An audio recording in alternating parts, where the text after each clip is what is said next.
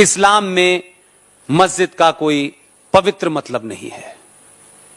मस्जिद नमाज पढ़ने की जगह है, जैसे होटल खाना खाने की जगह है। अगर उस होटल को जरूरत के हिसाब से तोड़ करके कहीं और बनाया जा सकता है, मस्जिद को हटा के कहीं और बनाया जा सकता है, कि मस्जिद में कोई अल्लाह मियां की मूर्ति स्थापित नहीं हुई है। यह बात मैं चौथी क्लास से कह रहा हूं, वहां कह रहा हूं जहां पे मस्जिद ही मस्जिद थी, जहां मैंने अजान दी, नमाज पढ़ी सुबह से लेकर शाम तक। लेकिन इस देश को 2017 में पता चला, क्योंकि सुप्रीम कोर्ट ने जब सुनवाई की तब पता चला कि मस्जिद की कोई धार्मिक महत्ता कुरान और इस्लाम और हदीस में नहीं है। ये एक नमाज पढ़ने की जगह है, क्योंकि मुसलमानों में मूर्ति स्थापना की कोई जगह नहीं होती और अल्लाह मियां सब जगह मौजूद हैं।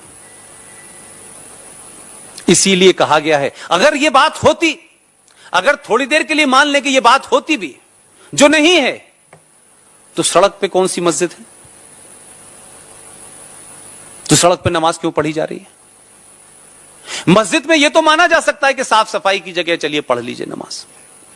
लेकिन सड़क पे तो थोड़ी देर बाद पहले वो जानवर गया जिसे आपके नाम लेने से आपका मजहब खराब हो जाता है, वही नमाज पढ़ रहे हैं। ये जो सड़कों पे नमाज पढ़ने की मानसिकता है, ये इस्लाम में नहीं है। इस्लाम इसके खिलाफ है। ये इसलिए पढ़ी जा रही है कि जैसे जैसे आपको उनके बारे में पता चल रहा है, जैसे जैसे आप डिबेट कर रहे हैं, जैसे जैसे किताब के पन्नों को आप पलट रहे हैं, उनको पता लग रहा है यार इनको जल्दी हकीकत पता चल गई। तो हमने जो कहा है कि यौम क़यामत नजदीक है, कहीं ऐसा ना हो यहीं से शुरुआत हो जाए। लिहाजा पूरी ताकत से डराओ और हर बात को इस्लाम के नाम पे डराओ। और झूठ और मक्कारी और फरेब, दो चीजों से मुझे बड़ा अजीबो गरीब लगता है। यह सवाल आप अपने उस मुसलमान भाई से बैठ के पूछिए जो आपसे कहता है कि दीपावली में राम और रमजान में अली, मोहम्मद अली, भाईचारा, गंगा जमुना। उनसे जरा प्यार से बैठ के समझाओ, उनको पूछिए उनसे कि भाई हमको भी ये बताओ कि फरमाया गया है कि नमाज वहां पढ़ो जहां किसी को ऑब्जेक्शन न हो। अगर किसी ऐसी जगह नमाज पढ़ते हो और उस नमाज पढ़ने की जगह पे चाहे तुम्हारे मजहब का हो या गैर मजहब का हो, अगर उसको डॉट बराबर भी ऑब्जेक्शन है, तुम्हारी नमाज में कबूल ही नहीं करूंगा। लेकिन भारत के अंदर इस्लाम का जो असली एजेंडा है, जिसे छुपाया गया है, इस्लाम कोई धर्म के नाम से फैलाया जरूर जा रहा हो, कुछ इधर से कुछ उधर से उठा करके जोड़ जरूर लिया गया हो। Islam is not a religion, it is a political ideology, nothing more than that.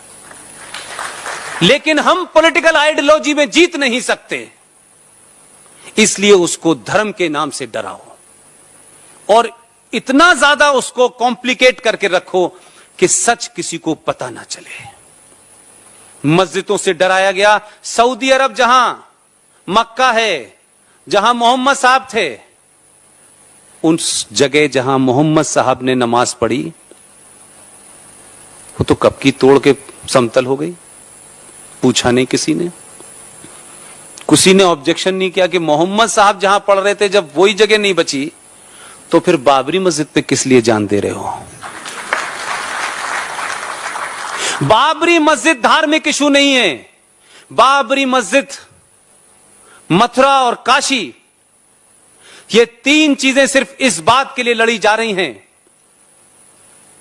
कि जो काम 700 साल में लुटेरों ने, बलात्कारियों ने, प्लंडर्स ने इस देश में आपके राज करने के लिए आप सदियों तक जलील रहे, आपके मंदिरों को तोड़ा और ऊपर की गुम्मद बना दी, बाकी ऐसा ही है। सिर्फ इसलिए वो मौजूद रहें ताकि आप जीवन भर कुंठा में रहें। लिहाजा आपको इस्लाम के नाम से डराइए कि बाबरी मस्जिद शहीद हो गई। इंसान शहीद होते थे, पत्थर कब से हुए पता नहीं। और ये वो लोग कह रहे हैं जिनका पत्थर में यकीन नहीं है, लेकिन ये नहीं बताते कि वो जो चौकोर काले रंग का कमरा है उसमें क्या रखा है। जरा एक बार उसके बारे में भी तो बता दो। दिल खोल के बताओ कि उसमें मोहम्मद साहब का कुरान शरीफ रखा हुआ है। और वो क्या पत्थर है जिसे कुछ लोग उठा के ले गए थे, तो 11 साल तक हज नहीं हुआ था, और कुछ लोगों को लगा ये पत्थर हम अपने यहां जाके लगा लेंगे, लिहाजा तो हमारे यहां हज होने लगेगा। जब वहां लेके गए तो हज करने कोई आने वाला नहीं था, वही इसको वापस ले आए वो लोग, फिर हज शुरू होना। हज कमाई का धंधा है, धार्मिक एजेंडा नहीं है। और आप सच बोलिए ना। बार बार लोग कहते हैं कि देखिए साहब, इस्लाम के आने से पहले तो जहालत थी, कुछ था ही नहीं। गुप्ता डायनेस्टी का टाइम क्या है? वो तो इस्लाम से पहले का है। रिचेस्ट, मैं गलत कह रहा हूं? गुप्ता डायनेस्टी मोहम्मद साहब से पहले थी या बाद में थी? और कैसी थी? यह बात अलग है कि जहां वो रहे होंगे उस कबीलाई जिंदगी में जहालत होगी, उसमें लोग ऐसी सोचते होंगे जो हो रहा है, उसके अंदर जायज होगा। 54 साल का आदमी 6 साल की लड़की से शादी करे, हो सकता है, उसमें जायज होगा। लेकिन यह मत कहिए कि दुनिया को हमने रोशनी दी और जिस धरती पे हम रह रहे हैं यह चपटी है।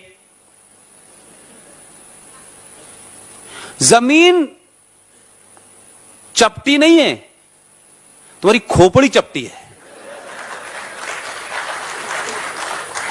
इसलिए किसी साइंटिफिक बात को भी सच मानने को तैयार नहीं हो। अरे जो साइंस प्रूफ कर चुकी है उसको तो मानो। और हमारा संकट क्या है कि हम अभी तक अपने लोगों को यह नहीं बता पाए कि हम सुबह उठते हैं बिस्तर से और धरती को क्यों नमस्कार करते हैं छू करके, हम सूरज की तरफ हाथ जोड़ते क्यों हैं, हम तुलसी को पानी क्यों देते हैं, हम पीपल को क्यों पूछते हैं, यह हम भी नहीं बता पाए। यह हमारी गलती है। लिहाजा अगर आपके जीवन में जो भी एक्शन है वो कोई आज नहीं बताया गांधी जी ने, आज के ये जो यूरोप से आने वाले साइंटिस्टों ने नहीं बताया।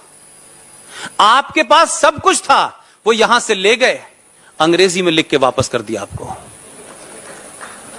अब आपसे कह रहे हैं ऑर्गेनिक फूड अच्छे हैं। आपके यहां तो यही होता था, उसके अलावा क्या होता था? तो हम अपनी कमजोरियों को भी समझें।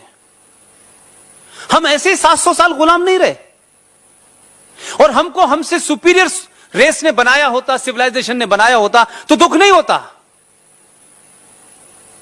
लेकिन देर से सही, अगर दुनिया कहती है ये सदी आपकी है, तो आपके यहां लोग ऐसे पैदा हो रहे हैं जो ये बता रहे हैं कि ये कुंभ 12 साल बाद क्यों होता है। इसके नहाने से बीमारी नहीं होती, बल्कि बीमारी ठीक हो जाती है।